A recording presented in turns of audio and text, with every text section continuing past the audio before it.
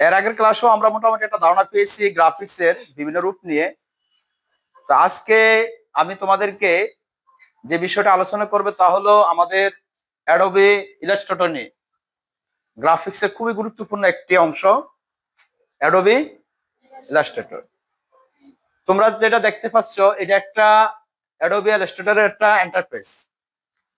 এমনকি আমি একটা ব্যানার ডিজাইন করছি আমাদের স্কুলের নামে। এরকম কিছু কাজ তোমার এই ইলাস্ট্রেটরের মাধ্যমে করা যায়। আমরা প্রথমে একটি ফাইল ক্রিয়েট করব। ফাইল ক্রিয়েট করার জন্য আমরা প্রথমে যাব ফাইল থেকে নিউ,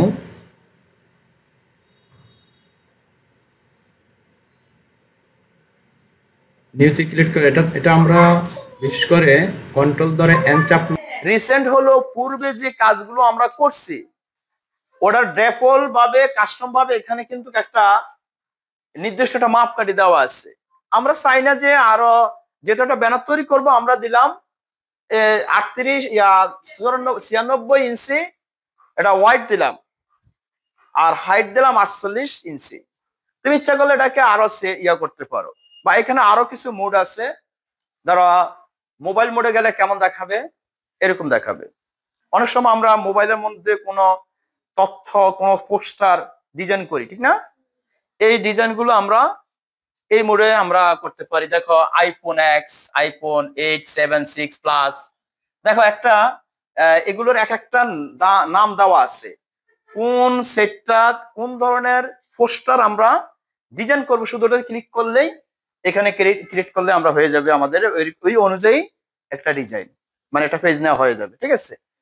তো আমরা স্যামসাং এর এসে দেখো ম্যাক্স প্রো যা কিছু আছে তোমাদের এখানে, তবে এই সফটওয়্যারটা হলো আপডেট সফটওয়্যার, ঠিক আছে? এই সফটওয়্যারটা হলো কি আপডেট সফটওয়্যার।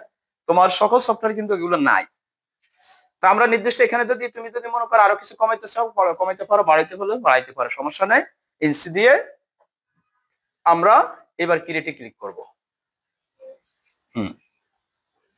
ক্রিয়েটে ক্লিক করার সাথে সাথে লক্ষ্য করো একটা নতুন পেজ তৈরি হয়ে গেল। এই যে সাদা যতটুকু অংশ দেখছো না, ওটা হলো তোমার নির্দিষ্ট মাপকাঠি দিয়ে যেটা তুমি তৈরি করছো ওটা, ঠিক আছে? তো আমরা চাই এর ভিতরে কিছু কাজ করতে, ঠিক আছে? এর ভিতরে কি করব, কিছু কাজ করব। কিছু কাজ করতে হলে একটা নির্দিষ্ট একটা সীমারেখা আমাদেরকে আগে নির্ধারণ করতে হবে। যেমন এই বিল্ডিংটা তুমি তৈরি করা হয়েছে, এটা সাইডে কিছু জায়গা রাখছে না? কেন রাখছে? যেন চলাফেরা করা যায়, নির্দিষ্ট মাপকাঠির মধ্যে আমার কাজটা শেষ করা যায়, এরকম না? ঠিক এখানে এটা হলো আমার মূল পেজ। তবে মূল পেজের ভিতরে আমার নির্দিষ্ট একটা সীমারেখা থাকবে। ওই সীমারেখার মধ্যে আমি কি করব, কাজ করব। তো এই কাজটা করার জন্য আমরা এখানে বিভিন্ন শেপ নিতে পারি। তবে আমরা যেহেতু এটা রেক্টেঙ্গুলার শেপ নিয়েছি, এটা কি রেক্টেঙ্গুলার, তো আমরা রেক্টেঙ্গুলার শেপে নেই ভিতরে, ঠিক আছে? একটু লক্ষ্য করবে সবাই, রেক্টেঙ্গুলার শেপ নেওয়ার জন্য তোমরা কিন্তু বইয়ের মধ্যে ইতিমধ্যে এই যে ইয়াগুলো টুলস গুলো সম্পর্কে কিন্তু ইতিমধ্যে তোমরা ধারণা পেয়েছো। এই যে এখানে অনেকগুলো টুলস আছে, ঠিক আছে? দেখো আমি সবগুলোকে দেখে দিলাম। এই টুলস গুলো আমরা বইয়ে কিন্তু পেয়েছি। এমনকি অ্যাডোবি ফটোশপের যখন কাজ করেছিলাম তখনও কিন্তু এরকম কিছু টুলস সম্পর্কে আমরা ধারণা পেয়েছিলাম, মনে আছে? হ্যাঁ। তাহলে শিক্ষার্থীরা আমরা সর্বপ্রথমে টুলস গুলো যেহেতু তোমরা ধারণা আছে এগুলো সম্পর্কে আর ধারণা দিলাম না, নাকি? একটু কাজ করে দেখাই। তো কাজটা হলো আমি সর্বপ্রথম একটা রেক্টেঙ্গুলার টুল নেব। দেখো আমার মাউস পয়েন্টার রাখার সাথে সাথে রেক্টেঙ্গুলার টুল লেখা আছে, লক্ষ্য করছো?